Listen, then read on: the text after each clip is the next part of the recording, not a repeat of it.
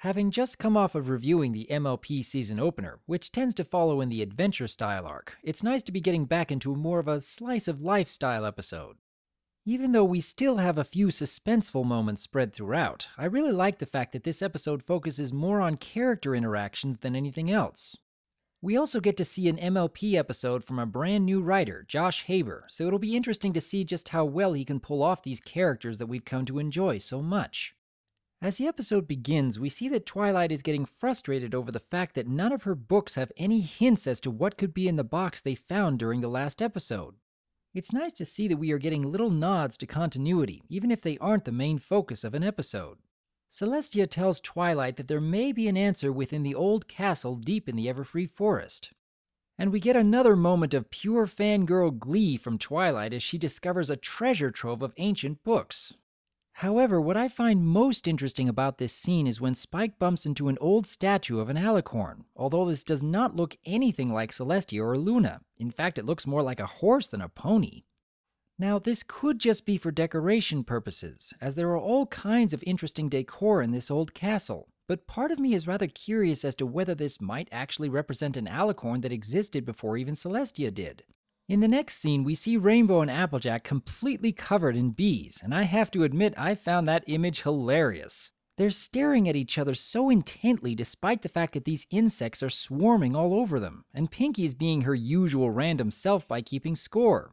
Apparently, the competitive spirit between Applejack and Rainbow has been brought back to light after more than 50 episodes.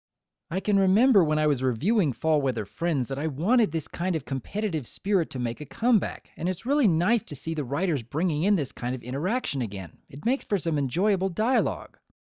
And this scene is immediately followed up by another bit of interaction that I've been waiting to see for a long time. I thought that making Rarity and Fluttershy the main focus in Green Isn't Your Color really showed just how well these two personalities can work off of each other.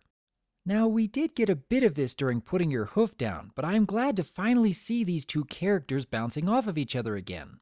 Within the first few minutes of the episode, I get to see two pairings that I've been hoping to see for well over a year now, so this episode definitely gets some bonus points for that fact alone.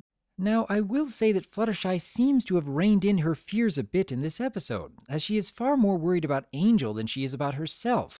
I realized that it would have been very easy to write her character as being completely overwhelmed by everything when exploring an old castle, but that would have gotten very old very quick, so it's nice to see that she keeps herself about as calm as the rest of the main six here. Another thing that I'm rather curious about is the fact that this castle has a high number of shifting walls, disappearing floors, and other such traps. But none of it seems to have the intention to harm any intruders, as even when Rarity and Fluttershy were trapped beneath the floor, they were easily able to find their way out just by sticking a hoof out of the hole in the wall. And later on, Twilight reads about how Celestia intentionally put in these traps because it was something that Luna really enjoyed. It's an interesting take on an episode that closely resembles a haunted house story, because it's really more like being in a fun house rather than a haunted house. I mean, we've seen countless TV shows, cartoons, and even movies that center around a group of characters that try to find their way through an old house or an ancient castle. And while much of this episode follows a rather predictable kind of story that we've all seen before, there are little additions here and there that really make it much more enjoyable. Like the fact that all these old traps were made for fun rather than for catching intruders makes the situation much more lighthearted, even though the main six are still being caught off guard by them. And even though I can pretty much tell what's going to happen before it happens, like when the four of them start backing up, you can easily tell that they will back into each other. Seeing their expressions and their panicked reactions was just all the more hilarious.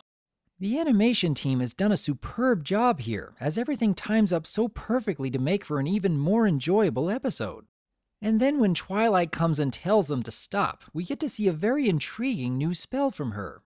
I realize that the rest of the main six can still move their eyes and their mouths, but honestly this spell seems like some kind of time stop, as even Rainbow is being held completely motionless in mid-air.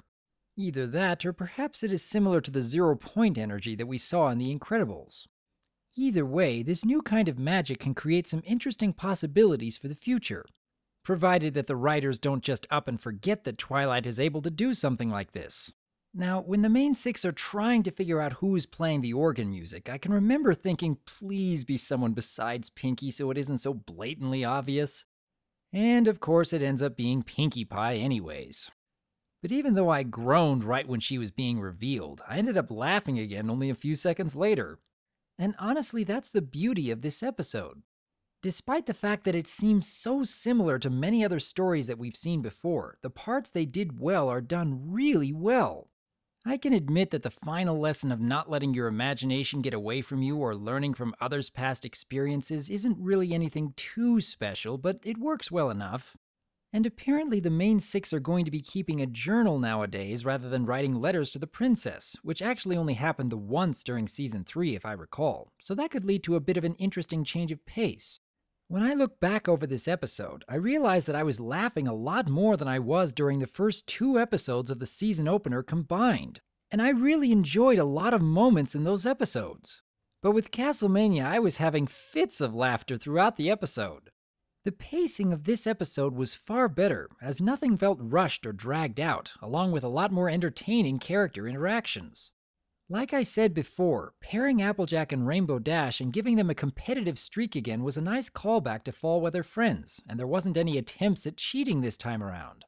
And pairing Rarity with Fluttershy reminded me of how much I enjoyed their interactions in Green Isn't Your Color, except this time around they didn't have any need to keep any secrets from each other. I will say that Pinkie is still having a few too many random moments in these first 3 episodes of the season. It is enjoyable to see her usual random self, but if she keeps that up for many more episodes, then I'm going to start to miss the more serious and down-to-earth Pinkie that she used to be. But even with a few nitpicks here and there, I was thoroughly enjoying this episode pretty much all the way through. It's nice to see the main six getting back to the kind of stories they tend to be best at. And that's really a great strength for these characters, because you can put them in so many different situations and sometimes the story just seems to write itself, like what we see here. In the meantime though, I would like to hear your thoughts. When you look back at the Season 4 opener, just how well does this episode compare? Do you think all the main six are in character here? Are you enjoying the interactions between certain pairings that we haven't seen in quite a while? Was there anything about this episode that detracted from your enjoyment? Or were the laughs more than enough to make you forget about some of the less stellar moments? Do you have any thoughts about this final scene that shows a shadowy figure with glowing eyes? I would like to hear your thoughts about Castlemania, and here's to looking forward to the next humorous slice of life episode in the future.